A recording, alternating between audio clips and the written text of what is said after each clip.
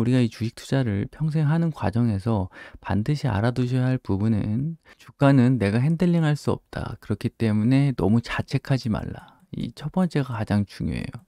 이 종목이 뭐 이런 바닥권, 본인이 이쪽 바닥권이라 생각하고 들어가고 여기서 쌍봉 형태가 나올 것 같아서 조정받고 올라갈 때 매수를 하고 이 주요 지지선을 깼지만 자기가 손절하지 못하고 어떤 식으로든 회피하면서 이 하락을 지금 맞아가지고 8,000원대 손절할 걸 하고 자책하는 분들, 이미 시장이 지나 버리고 가격이 움직여 버렸기 때문에 그 부분에 대해서 자책한다고 달라지는 건 없거든요. 이 자책이라는 부분은 결국에는 나중에 또 투자할 때 본인한테 굉장히 좀 마이너스 되는 부분입니다. 그러니까 정말 좋은 종목을 잡아서 나중에 좀 크게 끌고 갈 수 있는 그런 어떤 좋은 주식을 잡았어도 이 주식하면서 계속 자책하는 버릇이 있으면 결국 먹고도 자책을 하거든요. 그게 습관이 됩니다. 5% 먹을 거 2% 먹고 나왔습니다.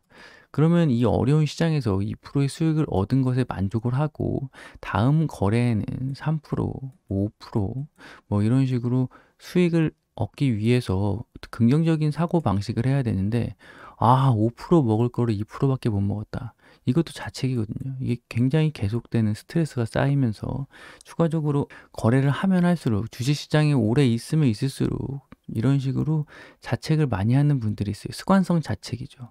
이 주식은 뭐 내가 팔면 가고 내가 사면 빠지더라.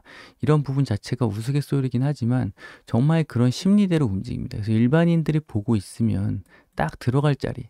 그러니까 내가 물려서 옆에 사람들 물어보면 가격이 비슷해요. 물린 가격대가.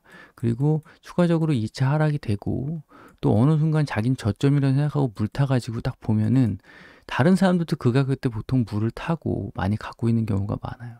그리고 내가 좀 조금 먹고 던진 종목, 막 하늘로 날아가는 종목들 보면은 몇몇 제외하고는 다 뭐 올라갈 때 던진 분들이 많거든요. 그래서 이 원리 자체가 올라갈 때 개미들이 다 털리지 않으면은 그런 가격이 나오질 못합니다. 그러니까 내가 털면 올라가는 게 나만 털린 게 아니라 다 털렸기 때문에 올라가는 거고 빠질 때 나만 물린 게 아니기 때문에 가격이 빠지는 거예요. 세력이 뭐 가격을 인위적으로든 아니면은 자기네들 물량을 털려고 던질 때 그 물량을 개미들이 잘 받아주면 더 강하게 빼는 거고 시장에서 인기 없고 가격을 뺐는데 별 개인들의 매수세나 아니면 다른 투자 주체들의 매수세가 안 들어오면 다시 그냥 제자리 갖다 놓는 거군요. 그런 식으로 주가를 핸들링하는 경우가 많기 때문에 너무 스스로 자책할 필요는 없다. 그래서 이 주식을 하면서 자책하거나 내가 왜 그 가격대에 들어갔을까? 내가 왜 여기서 손절하지 못했을까? 여기서 들어갔을까? 이런 부분은 지금 현재 계좌에 전혀 도움이 안 된다. 나중에 이런 반성이 없이 내가 이런 부분에서 들어가지 말았어야지. 그조차도 이 종목 하나에 대입을 하면은 답이 없습니다. 그러니까 그런 반성이 뭐 매매일지를 쓰고 나중에 자기가 손실 났던 그 부분에 대해서 반성을 하고 반면교사로 삼기 위해서 자책을 하고 이런 부분이 나중 매매 거래에 도움이 될 것 같지만 그렇게 특별히 도움이 안 돼요. 그러니까 그런 자책을 하지 말고 자신만의 원칙을 만들어서 그거대로 대응을 해야 된다. 이런 말씀을 드립니다. 그래서 두 번째로 필요한 거는 이 주가는 내가 통제할 수 없기 때문에 이 주가를 내가 통제할 수 없으면 내가 통제할 수 있는 건 뭐죠? 내 자금뿐이죠. 내가 이 세상에서 제대로 통제할 수 있는 거, 뭐, 내 자식도 마음대로 안 되죠. 나밖에 없습니다. 내가 나를 통제할 수 있기 때문에 나만 통제하는 그런 습관을 들이셔야 돼요.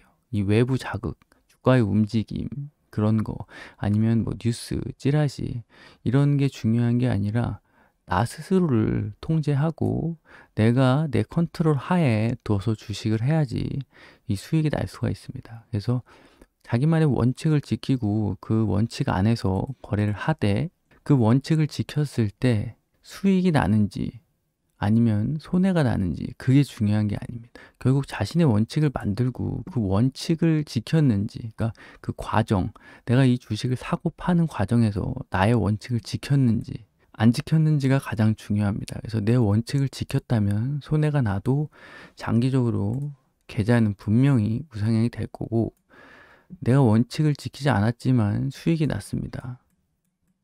그럼 이런 매매가 쌓이면 결국 계좌는 장기적으로 우하향하게 됩니다. 결국 길게 봤을 때 시계열을 길게 늘려놓고 보면은 지금 손해나고 수익나고 하루하루 뭐 1% 올랐다 2% 빠졌다 하는 이런 어떤 계좌의 움직임, 그거는 큰 틀에서 자기 수익률에 큰 영향을 끼치지 못해요. 그래서 지금 삼성제약 뭐 마이너스 30% 물렸다?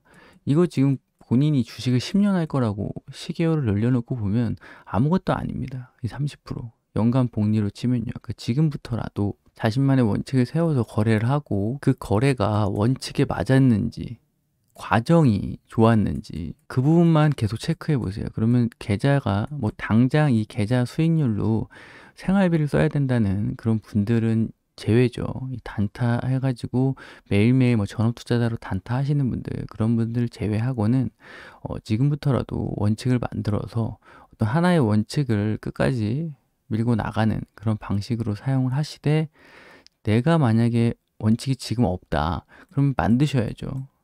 한 두세 개 정도 원칙을 만드는 거를 뭐 올해 안에 20% 계좌 수익을 내야지, 올해 안에 100% 먹어야지, 그거보다는 올해 안에 나만의 두세 개의 원칙을 만들어야겠다. 그래서 이걸 평생 지키시면 돼요. 이걸 지키시면 계속 계좌는 우상향 되고 계좌가 불어나고 본인도 자신감이 생깁니다. 그래서 자책이 아니라 복귀가 되는 거죠. 복귀. 아, 여기서 21선 깨면 50% 비중 축소 내 계획인데 이날 뭐에 씌였는지 30%밖에 못 줄였다. 이런 부분이 반성이고 자책이에요. 아, 여기 21선 깼을 때 다 던졌어야 되는데, 여기서 21선 돌파하지 못해서 다 던졌어야 되는데, 막 이런 식의 그냥 그때그때 상황만 보고, 만약에 이날 본인이 21선을 다시 재차 돌파한다 그러면 나는 강력하게 매수하겠어. 그래서 21선 돌파하는 흐름을 보고 매수가 들어왔습니다. 그래서 장중에 어느 정도 수익이 나다가 플러스 18%까지 갔다가 장 막판에 종가 3%로 끝나요. 그래서 이 윗선, 그러니까 시가 9%대 돌파해서 한 10%대 들어갔다가 한 7, 8% 마이너스가 납니다. 근데 종가상 분명히 마이너스가 났기 때문에 손절을 해요. 21선을 못 넘었기 때문에. 만약에 자기가 그런 원칙이 있다면, 그럼 다음날 2%대 갭상을 합니다. 그러면은 일반적인 원칙이 없는 분들 같은 경우에는 어제 손절한 거가 엄청 뼈저리게 아쉬울 거예요. 야, 이거 오늘 아침에 그냥 2%, 3%대 던질 수 있었는데, 근데 종가가 마이너스로 끝나죠. 어제보다 더 거의 빠지는 식으로 끝납니다. 그러면은 이거 오늘 아침에 던졌을 걸 하지만 이건 결과론이에요. 이날 아침에 안 던집니다. 여기서 손절 안 하신 분들은 다음날 2% 갭상해도 또 갈 것 같아서 본전 될 때까지 기다리거든요. 그러면 이날 그 다음날 또 빠지죠. 7,800원 됩니다. 8,000원 깨지면 던져야지. 근데 이날 못 던진 사람은 이날도 못 던져요. 그리고 또 빠지고. 그러면은 결과적으로 이때 원칙을 지켰던 사람은 마이너스 7, 8% 받고 지금 언제든지 다른 종목을 살 수 있는 그런 예수금이 생긴 부분이고, 그냥 원칙 없이 여기서 물린 사람 같은 경우에는 지금 벌써 4%, 2%뭐 이런 식으로 빠져가지고 15%가 빠졌습니다. 그리고 계속 아래쪽으로 내려가는데 계속 후회만 하고 있어요. 여기서라도 던질 걸, 여기서라도 던질 걸, 여기서라도 그냥 장 끝나면 맨날 아쉬운 후회. 그리고 지금도 후회를 하고 있겠죠. 이때 던질 걸, 그 전날, 전전날, 고점만 보면서 계속 후회를 하고 있습니다. 자책을 하고 있고요. 그런 식으로 매매를 하면은 결코 살아남을 수가 없습니다. 이 시장에서. 특히 이런 개별 주식들을 좋아해서 하시는 분들 같은 경우에는. 그래서 나중에 합리화, 이 삼성제약의 미래 가치, 리아벡스 관련해서 이 삼성제약의 미래 가치를 보고 투자했다고 하더라도 이 펀드 매니저나 워렌 버핏도 마찬가지고요. 더 그 돈 많은 사람들도 다른 돈, 투자할 돈이 뭐 어마어마하기 때문에 분산 투자하는 사람들조차도 이런 종목이 꺾이면 비중을 줄였다가 아래쪽에서 또 담고 이런 포트폴리오 관리를 하거든요. 근데 우리가 돈도 별로 없는데 그냥 사놓고 외면하고 그러면 분명히 안 된다, 이렇게 말씀을 드릴 수가 있겠고, 그래서 삼성제약을 우리가 어떻게 대응해야 되냐, 15일 날 말씀을 드렸죠. 2주 정도 기간을 보자. 근데 지금 벌써 열흘이 지났습니다. 그러면은 이번 주는 끝났고 다음 주까지 다음 주까지 흐름을 우리가 좀 보면서 예측을 해야 되는데, 결국 주봉상으로 보면은 20주봉을 완전 깨고 5주, 10주, 20주 다 깼어요. 반등 없이 다 깼습니다. 그리고 지금 강력한 5주 저항을 맞고 있습니다. 이 5주 저항, 차례대로 도장 깨기 하듯이 다 깼고, 이게 지금 여기서 양봉이 나와야 되는 부분이거든요. 최소한 7,000원까지는 이번 주에 양봉이 나와주면서 어느 정도 흐름을 살려 놓으면서 좀 투자 심리를 개선시키고, 개인들이나 아니면 다른 또 투자 주체, 지금 이 종목을 노리고 있는 사람들, 좀 저점에서 좀 담아보려고 하는 사람들한테 어느 정도 좀 희망을 주는 그런 차트 흐름을 보여줘야 되는데, 여지 없습니다. 지금 여지 없어요. 정말 강하게 누르고 있는 것 같습니다. 물론 지금 마지막 전환사채 물량이 나오면서 500만 주가 어느 정도 지금 시장에 출회됐는지는 모르겠어요. 하지만 그래도 좀 과하다 이런 생각이 들 정도로 밀고 있습니다. 근데 결국 골이 깊으면 산이 높죠. 제가 봤을 때 튀면은 좀 강하게 튈 것 같고, 지금 고점 대비 보시면 55%, 54거래일 동안 지금 55% 빠졌습니다. 그래서 거의 다 왔고 121선 다 왔기 때문에 이제 기다리는 구간이 좀 다가오고 있다 이렇게 말씀을 드릴 수가 있습니다. 주봉상으로 뭐 이번 주 정도, 다음 주에 더 깬다고 하긴 좀 애매하고, 지금 6,000원대를 살짝 좀 지지하면서 만약에 한 번 더 민다고 하면은 정말 좋은 기회가 되겠죠, 투자자분들에게는. 그래서 그때 뭐 제가 이 바닥권이 나왔다, 박셀바이오 같은 경우에도 10만원 초반대에 바닥권이 나왔다고 했는데 결국 한 번 더 밀려서 8만원대까지 무참히 밀어버렸습니다. 그래서 그 부분을 정확히 하락진 예측할 수 없고, 결국 하지만 박셀바이오도 8만원대 갔다 15만원까지 갔거든요. 그래서 강하게 누르면 누를수록 리바운드가 좀 크게 나올 수가 있다. 그리고 분명히 뭐 한두 번 호재성 그런 재료가 아직 살아있기 때문에, 그리고 지금 투자 주체별 상황을 보시면은 외국인이 또 들어왔죠. 외국인이 지금 최근에 많이 들어오고 있습니다. 그래서 알게 모르게 조금씩 지금 사 모으고 있는데, 결국 지금 외인 비중이 5.3%까지 5.53%까지 상승을 했습니다. 그래서 지금 최대로 상승했던 때가 이때 5.89%가 있거든요. 이때. 그리고 그 다음 날 57만 주 던지면서 완전 밀어버렸죠.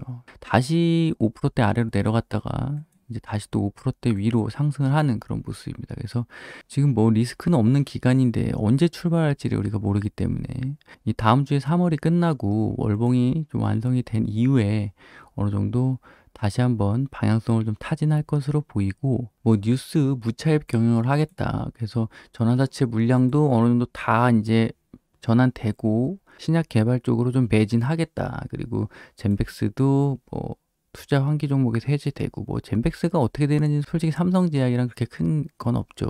이 개별적인 펀더멘탈이랑 크게 상관이 없고, 결국 이 종목이 다시 어느 정도 리바운드가 나올 거라는 건 누구나 알고 있습니다. 그리고 그 부분을 좀 째려보는 사람들이 꽤 있을 것 같은데, 어제 양봉 나오고 오늘도 금요일이기 때문에, 그리고 2%대 상승을 좀 보여서 어느 정도 쌍바닥 만드나 했는데, 결국 이렇게 질질질질 계속 흘러내린 종목 같은 경우에는 바로 쌍바닥을 정확히 보여주진 않더라고요. 박셀바이오도 이때 반등할 때 보시면은 이 부분에서 쌍바닥을 좀 보여주나 싶었는데, 이때 이평선, 주요 이평선까지 있었고요. 지금 삼성제약이 121선이 올라오는 부근대입니다. 그래서 이 라인에서 좀 지지반을 쳐가다가 한 번 더 밀었거든요. 그리고 상한가 거의 두 번 60% 상승을 시켰습니다. 그래서 이 패턴을 좀 보시고, 만약에 삼성제약도 추가적으로 121선이 이렇게 있는데 강하게 내려온다 그러면 강하게 누를수록 7, 8천원대까지 다시 한번 반등을 나올 수 있거든요. 그리고 단순히 기술적으로 많이 빠졌기 때문에 리바운드가 나올 수 있는 부분이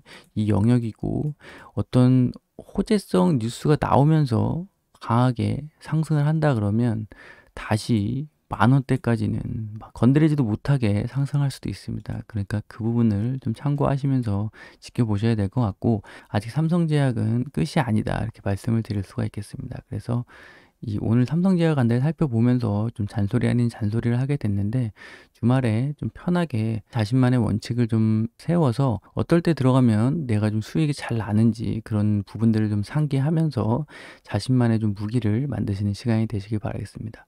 네, 오늘 준비한 소식은 여기까지고요. 영상이 도움이 되셨다면 구독과 좋아요 부탁드리겠습니다. 오늘도 시청해주셔서 감사합니다.